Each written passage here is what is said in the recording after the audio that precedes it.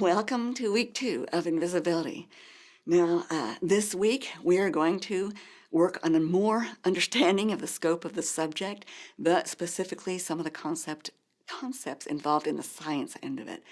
For those of you who choose to do a written assignment, especially with your end project in mind, depending on what your thoughts are, practice expressing your ideas in a written form.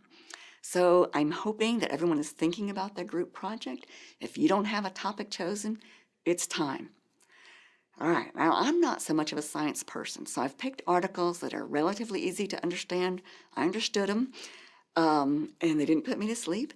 I applaud anyone who wants to pursue the science end, and following the references at the ends of these articles ought to get you going in that direction. But let me point out that for all of us, there may be some unfamiliar terms. I've been making extensive use of Google, Wikipedia, dictionaries. So do that. No shame. There's plenty of stuff I found unfamiliar when I started this. For those of you who couldn't care less about the science end, don't worry.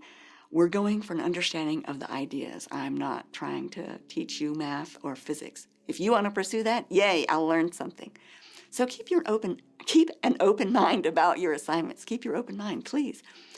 And something I found interesting was that Zhang et al. Discussed the use of calcite in invisibility work. Calcium is the 5th most abundant metal in the Earth's crust. I looked it up. Remember, I'm interested, but I'm not going to be one of those people with facts at my fingertips. You're probably all familiar with calcium.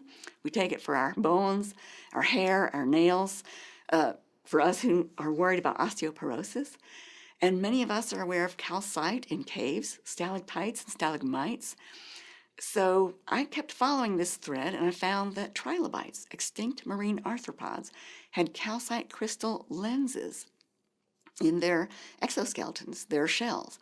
And brittle stars, currently living, have lenses that concentrate light onto photoreceptive cells.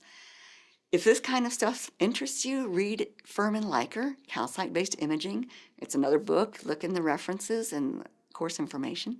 It's in the shared library.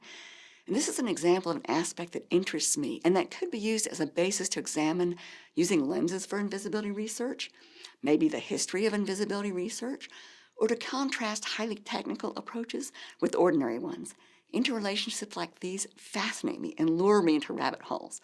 I developed this whole class from a similar rabbit hole. So this week, find something that interests you and write about it. For some of us, that's easier said than done, but feel free to explore a rabbit hole. And I look forward to seeing what you come up with. Thank you.